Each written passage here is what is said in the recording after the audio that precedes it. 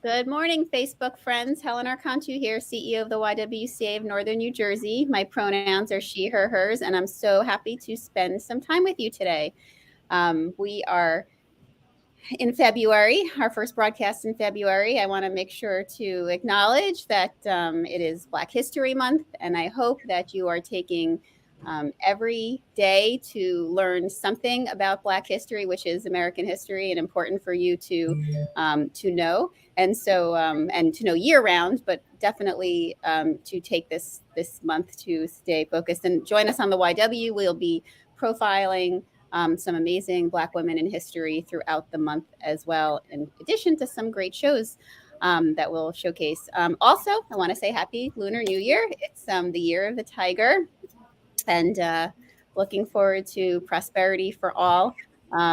It's nice with all of our different cultures to be able to celebrate new blessings throughout the year as they come with the different cultures, and for us all to embrace and learn from that as well. If you go to our Facebook page from post yesterday about the Lunar New Year, there's a great link that you can learn more details about it in case you don't know. But today is a different conversation from both of those topics, although definitely, as most of our work, it's all intersectional for sure when it comes to cultures and race and women and the economy. And I'm so grateful today to have with us Anthony Russo. And so we're going to talk with him. And we know that the economic stability of New Jersey women and their families have been heavily jeopardized during the first wave of COVID. And this is even truer for Latinas and Black women. And here it has continued as COVID has continued. And now we're in the pandemic still continues as we're still working through it. Women continue to bear the brunt of the economic crisis. Their lives have been disrupted in so many ways. We know they are on the front lines in jobs that are designated as essential workers. They are doing even more unpaid care work at home as a result of childcare and demands of K through 12 remote and hybrid learning that have started and stopped throughout this time. And it's important for us to, spend time reflecting and looking at where we're at and how we can move forward in strength from this moment right now. And again, just grateful to have with us today Anthony Russo. He is the president of Commerce and Industry Association of New Jersey, which we often see around as CIANJ. We are going to talk about unemployment in New Jersey and what is being done to create and promote and expand employment opportunities for all women. Before we jump in, and before I let Tony jump in, I know he's got so much to say on the topic. I want to tell you a little bit about him. As I mentioned, he is the president of Commerce and Industry Association of New Jersey. It's a business association representing the interests of more than 900 companies. He is responsible for all aspects of the association. The YWCA of Northern New Jersey is a proud member of their nonprofit council, and I do encourage everyone to check out their organization, no matter what type of work you're doing. There's definitely a lot to help inform it. Anthony is also the CEO and publisher of Commerce Magazine. Commerce Magazine is a business-to-business magazine with a readership of more than 40,000 professionals. Prior to his current position, he served as the Executive Vice President of Government Affairs and Communications for CIANJ, as well as the Deputy Executive Director of the National Lime Association in Washington, D.C., representing interests of mining companies and producing calcium oxide at federal level. And with that, welcome, Anthony. Well, good morning, Helen, and thank you for having me today, and happy Groundhog Day, too. I know, and I heard what that little critter said. Yes. I'm not thrilled about it, and I know. Also, it's 2/2/22 Day today, all twos. Yes, so there's a lot of a lot to celebrate. Not the more winter, as far as I'm concerned, but we'll take the numerology of the day is not to be lost for sure. And I call him Tony, so I'm going to call him Tony for the broadcast. But formally, Anthony, it is. I just want to shout out, congratulations under your leadership too. I mean, CIANJ has always been a force, but you and your amazing team, and we are familiar with the entire team at the YW because we work so closely with you on so many events and programs. have really made such an impact in our community. And, you're always pushing out something so relevant and timely and important, no matter where your business is and what kind of business it is. Something to learn for sure. Yeah, thank you, Helen. And So, thank you for your leadership too. I mean, you've done a great job at the Y, and you've definitely grown it. And thank you for being part of CIANJ. yes. Well, I think this is where our worlds intersect, right? Especially, in this conversation today. We know that New Jersey currently has the third highest rate of unemployment in the country. Can you give us a little perspective about the factors contributing to that really, Sure. overwhelming statistic? Yeah, I mean, it's kind of interesting because I looked at the federal unemployment rate, and it's about 3.5%, and New Jersey is hovering at 6.3%. And we're actually going to do an economic outlook event next week, and we were talking to some economists, and there's a bunch of factors, I think, right? People want to point to one factor and say, why is unemployment so high? But I think it's a combination of issues, and I'll give you examples. I think it's the way that they count the unemployment, right? So I think a lot of people, for whatever reason, and I'm sure we'll get into it, but as one member told me, America's workforce during this pandemic has gone through like a midlife crisis, right? Yeah. Everybody's evaluating what they want to do. Some people just have chosen not to enter the workforce. I do think also that because of the uncertainty of the pandemic, businesses don't like uncertainty, right? They hold back. And that's what I've seen from all of our sectors is a holding back, right, of doing business. You're just not sure when people are going to come back to the office, when things return to normal. So that's another contributing factor. And I think if you look, and I'm sure we've all been out to retail locations where, automation is another key factor too. So a lot of the jobs that people used to fill, you go to a Home Depot, you go to a ShopRite, and now you have self-checkouts, right? So I think it's a combination of things. But I do think, I'm always optimistic. I mean, I'm always looking at, what's the positive, and I think the positive is, and if you go to the Department of Labor's website, and this is New Jersey's Department of Labor and Workforce Development, we've recovered almost 80% of the jobs that we lost because of the pandemic, and that's a positive. And I think that trend will continue. Well, we're happy to hear about the trend, and we definitely hope that it continues. And I appreciate that perspective about where and how we've gotten here to where we are currently. But we do know that more than 2 million women have left the workforce, and clearly some of the issues are related to what you've talked about.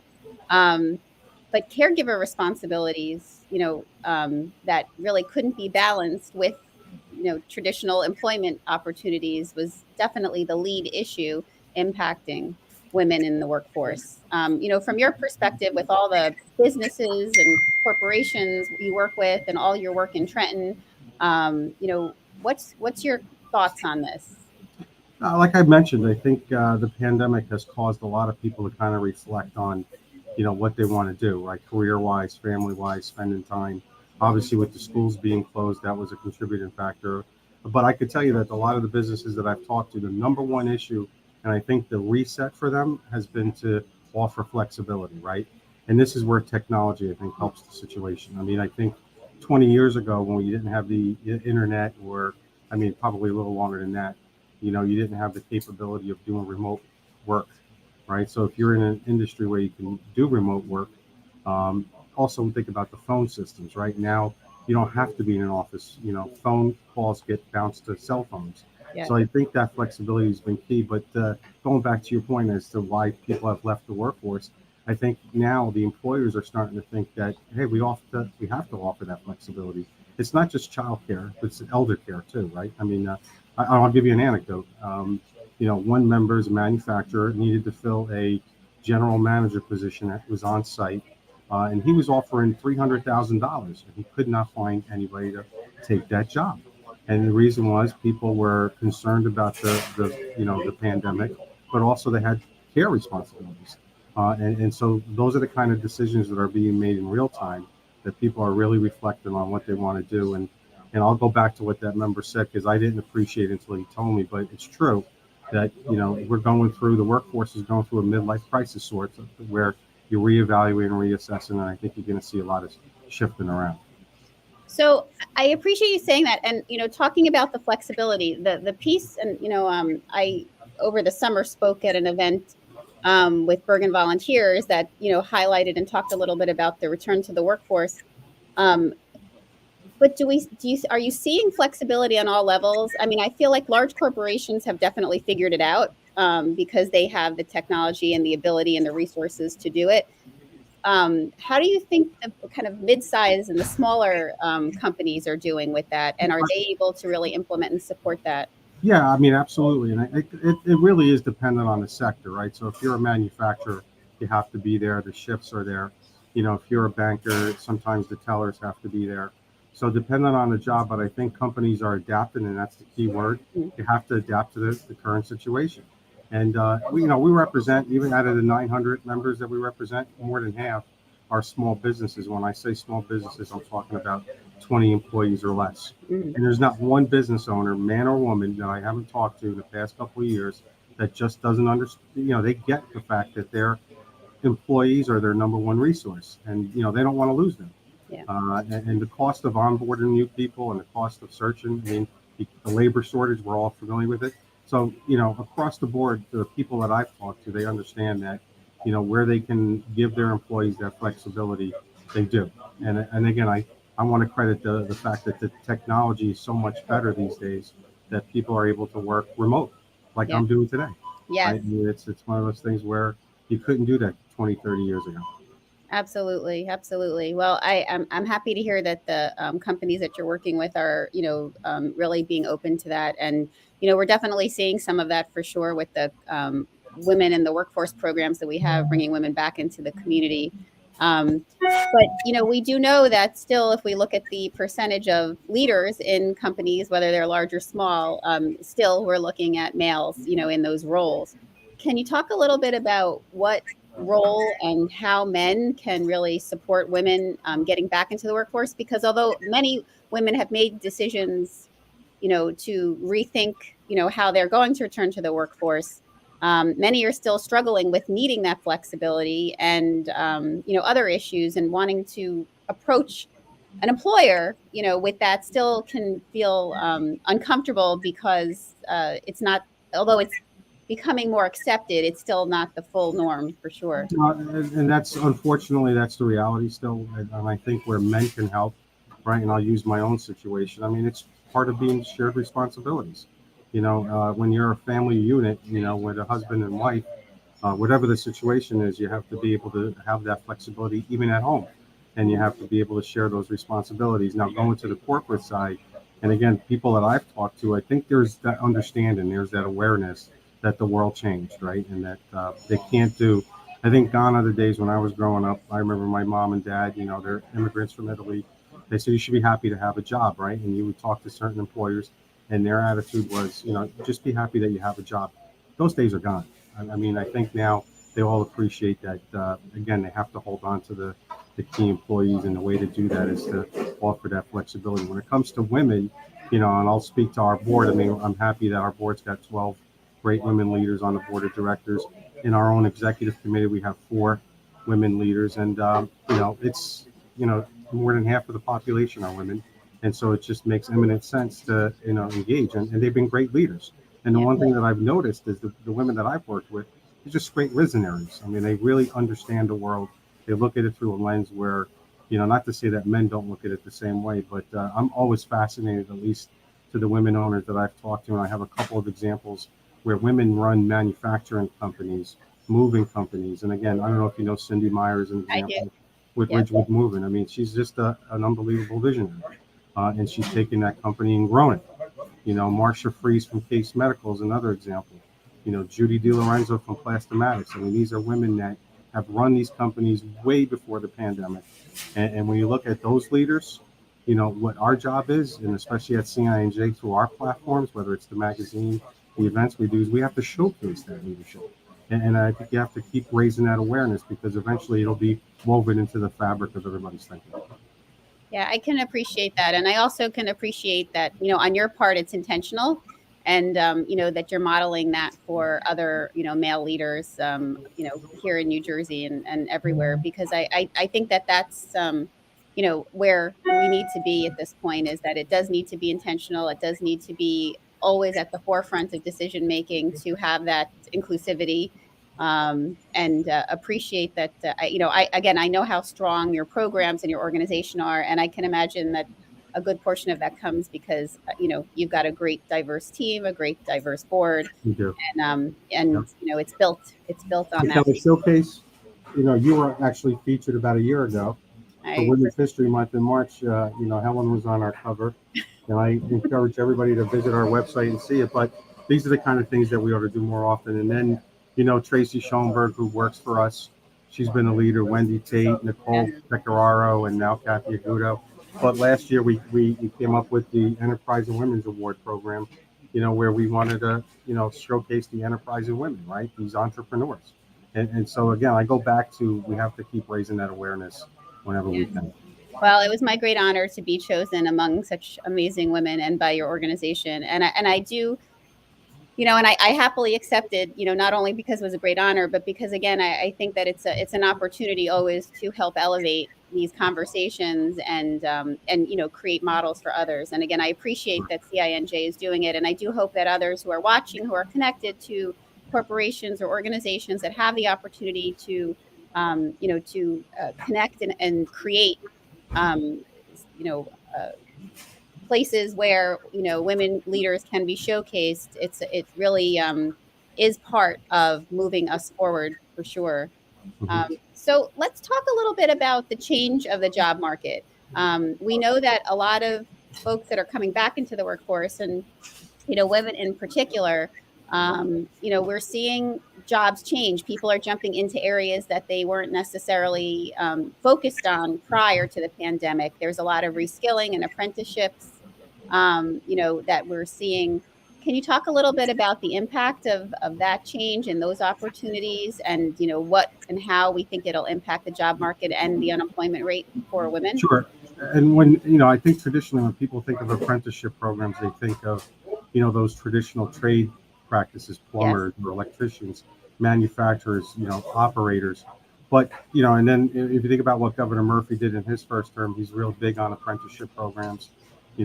Commissioner Robert Angelo from the Department of Labor, there are programs, there are benefits to employers where you can get credits and grants to implement apprenticeship programs. And one of the conversations I remember having with him, this was about 2 years ago, and this is the Commissioner of Labor. He said, Tony, tell your members that it's not just the traditional programs where apprenticeship programs, but like even simple as bankers, right? You have to, to me, this is where I think out of our 900 members, I'm proud of the fact that we have 16 colleges and universities. Some of them sit on our board, the presidents, and some of them are the proprietary colleges like Berkeley and Eastwood College. And I think we've learned that they're the pipeline for tomorrow's workforce. And I think working with them collaboratively, really results in building tomorrow's workers, but also adapting, right? And that's where people have to understand that, when you think about the economy, it's never going to be, it's a dynamic thing. I mean, it changes all the time, right? We're in a global, economy. We just don't compete, anymore with other companies within New Jersey or other states. We're competing with other countries and other locations. So we have to be ahead of the curve. And the way to do that is to tap into the resources that we have here in New Jersey. And that's higher ed, and that's the infrastructure, and really just kind of use associations like ours, your groups, to really educate tomorrow's leaders. And this way, I'm confident, Helen, that, if that education continues, the people that are going to run the companies in 5-10 years are going to think of the world differently than, people did 20-30 years ago. Absolutely. And I couldn't agree more. And I do encourage, those of you watching, again, who have the opportunity, take interns, take opportunities to, speak at higher education, even if you're not in the position that you are, can be on a board, of one of these institutions. There's still plenty of ways for you to make sure that you're helping inform and shape, this next generation of workers. I know I'm an adjunct professor, and that's part of the reason I stay in, for the same reason as I do feel like we have to keep shaping and supporting that next generation, because it's too important. It's too important not to. So can I share another anecdote? And Please. again, I want to give you some real-time examples. But I was at one of our member companies that runs a warehouse, collects a lot of electronic equipment, and he has a partnership with certain colleges where they bring in interns. And he told me, they'll bring in 5 or 10 a year, and he'll know within a week, who he wants to keep. Mm. And he told me, and something that really stuck with me, it's attitude. He hires attitude over aptitude. He told me, you know what, Tony, we can train people, we can educate them, we can give them tuition reimbursement, but as long as they have the right attitude, and he's taking kids right out of college, Yeah. and you know, they become truck drivers, and they make $50 an hour, you know, and he gives them a career path. And that's the thing that I think a lot of companies understand is the way the world changes, you have to give people a career path. It's not just about giving them a position, a job. Is, you know, how are they going to grow in that position, empowering them to make decisions and to feel like they're contributing to the company. Yeah. And it works. It's a model that works. It absolutely does, and it works in probably almost every business line. You know, again, just to share, and for our viewers, you know, here at the YWCA of Northern New Jersey, we have a very healthy, you know, historically a very healthy intern program with master's program with social workers and clinicians and psychologists to come in through our healing space sexual violence counseling program, and it's a great opportunity. It becomes a pipeline for our specialized mental health care that we do. And it's a great learning tool and opportunity for them when they, you know, graduate and go out into the workforce of doing this work. So I couldn't agree more. And I do encourage those watching, again, if you have the opportunity or connected to the opportunity, to encourage internships, apprenticeships, and, you know, ways to really help educate and connect that next generation, because I agree strongly that it is going to reshape and move us again forward. So, you know, let's talk. You know, we talked about the Great Resignation. You know, and over this, you know, these 20 minutes that we've been chatting. You know, we've talked about the great reshuffle that folks are going through.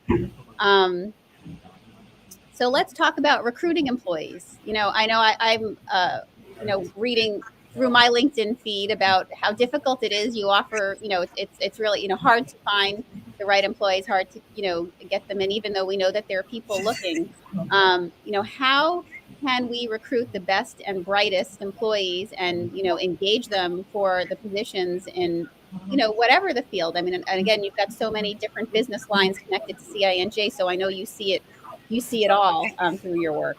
How do we get everyone, you know, working in our companies now during this new normal? It's a great question, all right? And everybody's confronted with this, no matter what sector. And all I could tell you is, and I'll start with when somebody posts a job position.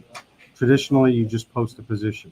Now you got to post the reasons why you should want to work for the company, right? Flexibility, tuition reimbursement, child care, you know, elder care credits, you know, benefits, right? Health and medical benefits. I mean, these are things where employees want to know up front before the second or third interview, you know, what are the reasons why I should want to work for your company, your firm. And I think that's where the appreciation changed, is that you now have to state that right up front when you post a position.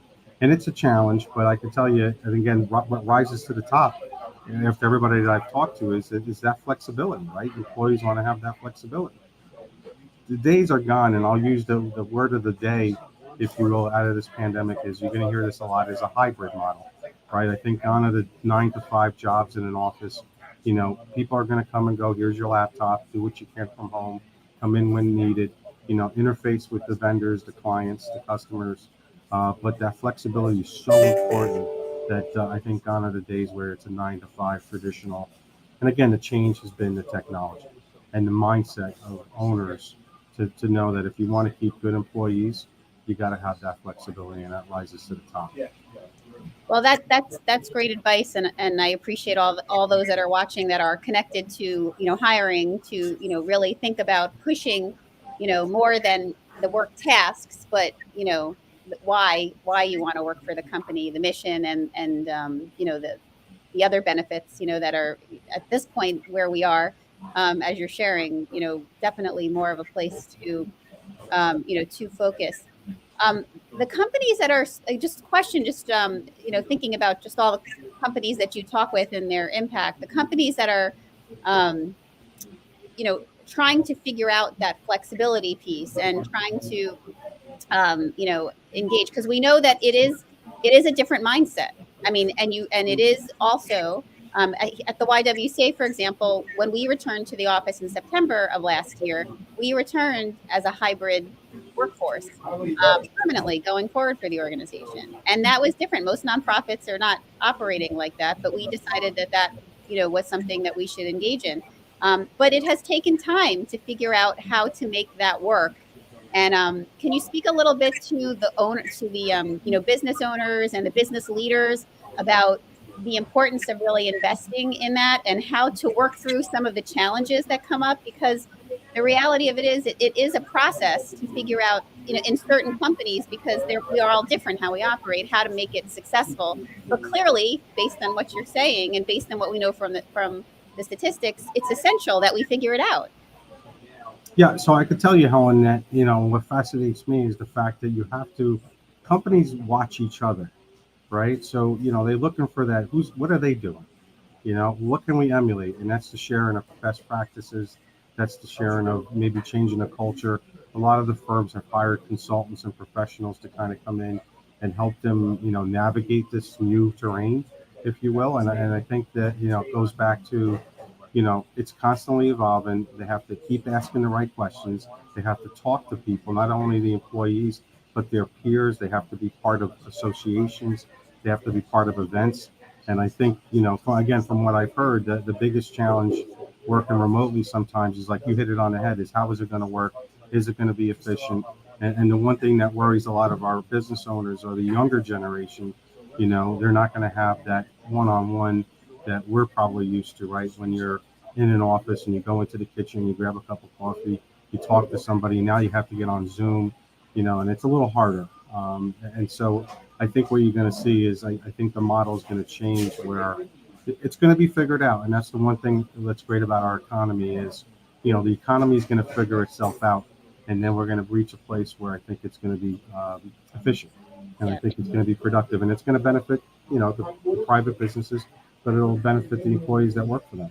Right. And obviously, it is a process, but I do encourage business leaders to stay connected to organizations like CIANJ, because that's where these discussions are happening about how to work through the challenges. And again, the challenges are part of like a healthy evolution. So it's not as if the challenges are impediments and that, we can't move through them, but they, we would be remiss in not saying that they don't exist in terms of working through some of the, some of this change. And I know we'll look back probably in 5 years and be like, oh, remember that time when we didn't do this?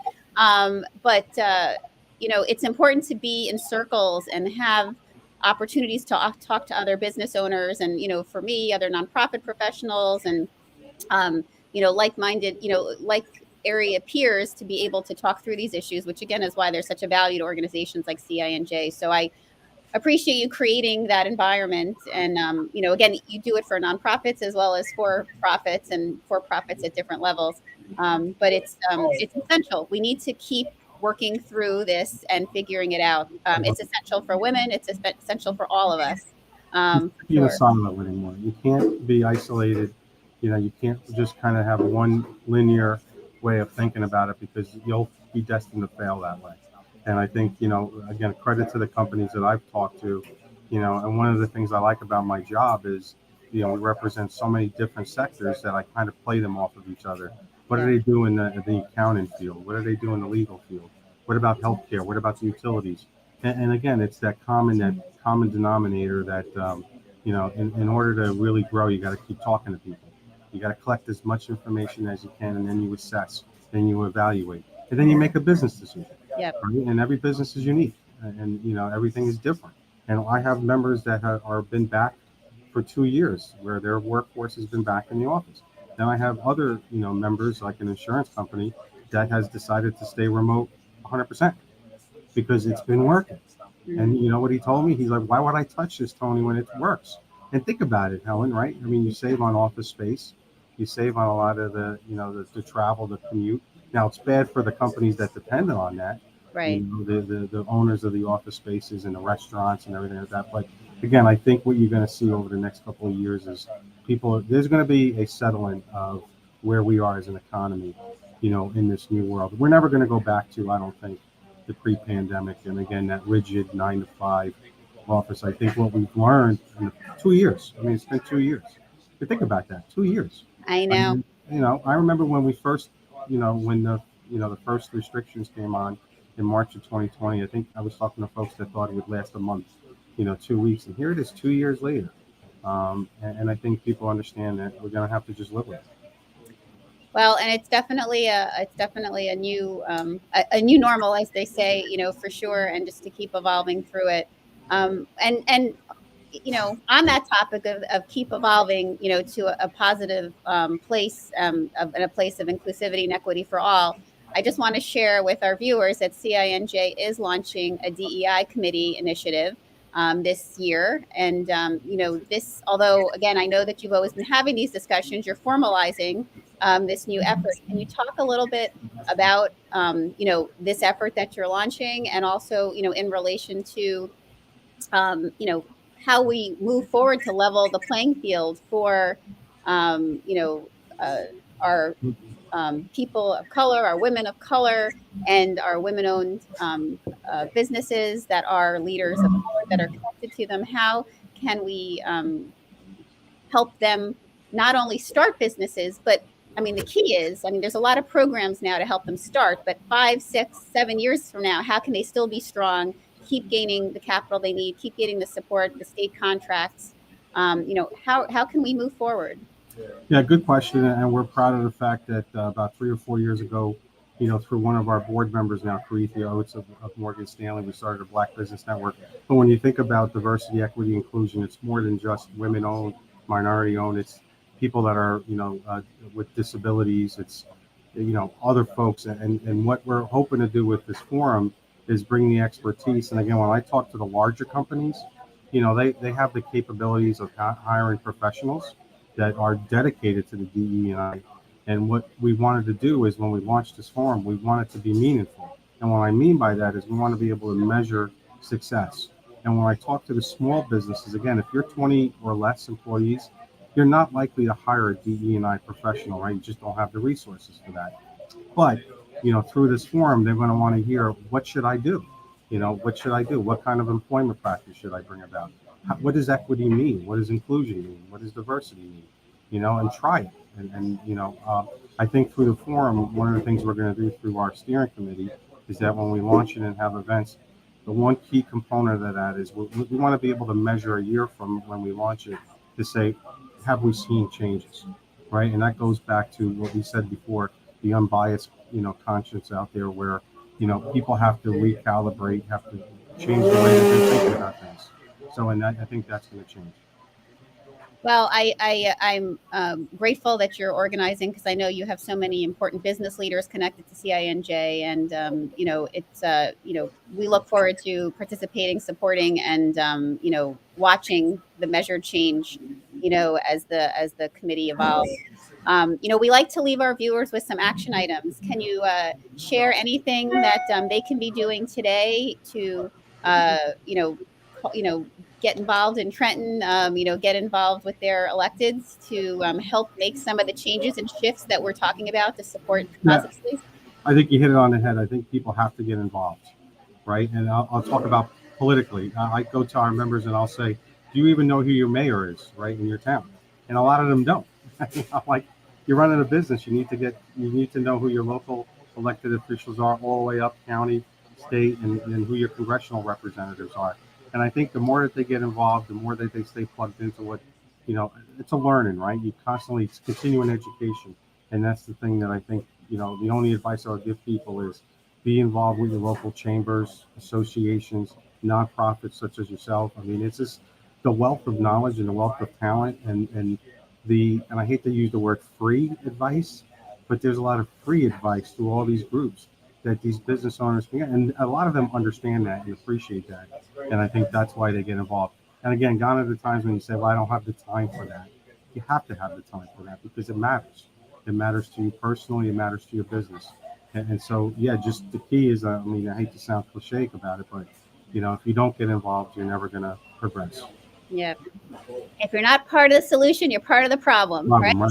As they say, for sure. And again, I just want to, echo that there is such a value in connecting and talking, to other businesses and organizations through networks like CINJ. I know for myself, the changes that we've made in our organization, which are, really, I'm proud to say, progressive for the nonprofit sector, and and I plan on continuing to be to work more in those spaces, and but they come from conversations that you have with other leaders and thinking about what's happening in other sectors and figuring out if you can make them work in yours, and working through the challenges that come up, not alone in a vacuum, but by engaging other thought leaders to help you problem solve, and that's where the magic really happens, for sure. And I think that's what defines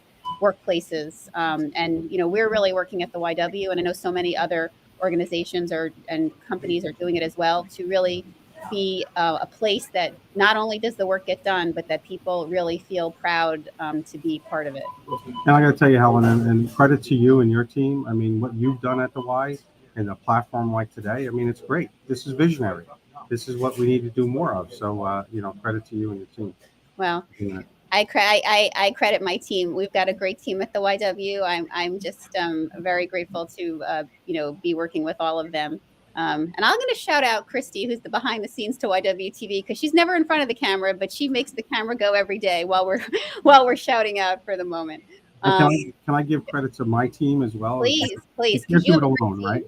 Because that's the one thing I think you would appreciate, running the Y, is you can't do this alone, right? You have to have a good team around you. And so I want to give credit to our team because, we're doing more with less. It's been a challenge, but, my hat's off to all of them because they wake up every day and it's just about, okay, what can we do today to make today better than yesterday?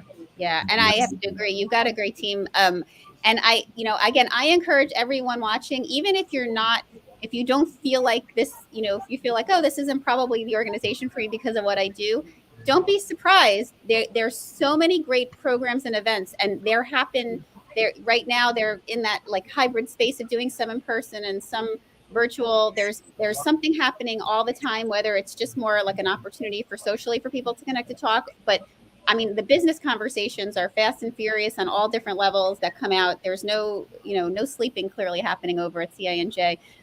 There's a lot of great work being done, but everyone is very committed to the team. So clearly the engagement is working over there as well. I know we're very proud to be one of the sponsors of your upcoming event for, your annual event that you do during Women's History Month, which is part of your women's business event. Do you want to talk a little bit about that event that's coming? And I know you have many coming before that and many coming after, but I'm going to focus on that one for. I appreciate that, Helen. Thank you.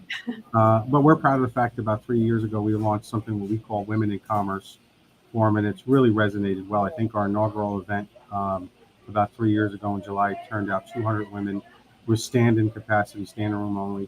I mean, it was one of those things that really worked out well. And we're going to have a breakfast at the March 3rd at the Glen Ridge Country Club, where Patricia Costello from CSG was one of the first women managing partners for a law firm. And she's going to be the keynote. And it's about leaving attendees with, again, those nuggets of knowledge. And, I think it's important to, again, if you can, come out as our guests. It's on our website. We encourage everybody to be part of that. That's our first in-person event that we're going to do in March. And hopefully we'll do others in person throughout the spring and summer and fall.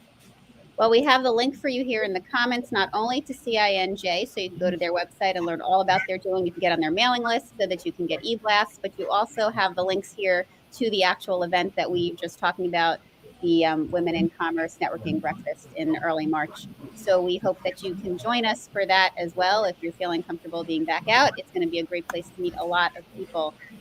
Tony, I'm so grateful that you could spend some time with me today and talk about these important issues. There's so many more things we can touch on, but we will definitely keep talking and do more of this for sure. And a special shout out for our viewers. Tony hit traffic and actually pulled over. He's sitting in a Panera Bread on a highway, so that he could make this time, this important conversation with us. So we're so grateful. That shows commitment as well. So we're to this conversation and this issue. So thank you. Thank you, Helen, and thanks for your leadership and inviting me today. And for our viewers, we hope you join us tomorrow. As you know, on Thursday, we take this platform and we share the mic with Black women in our community to share their stories. We've been doing that for a year and a half now. And tomorrow we have another great conversation. Join me to talk with Shirley Billett. I can't wait to talk with her, and you can learn more about her and her great story. And on Friday, we are getting ready for Valentine's Day, but not in the way you think. We're going to be talking about heart health with Heather Shasa. And so I look forward to, her talking more about that, these important health messages, with all of you. Again, stay connected to both of our organizations through social media. There's a lot of great stuff happening. And we look forward to seeing you, whether, it's at one of our programs or at one that we're doing together. So be well, everyone. Have a good day. Be safe. Bye. Thank you, everyone. So much. Take care.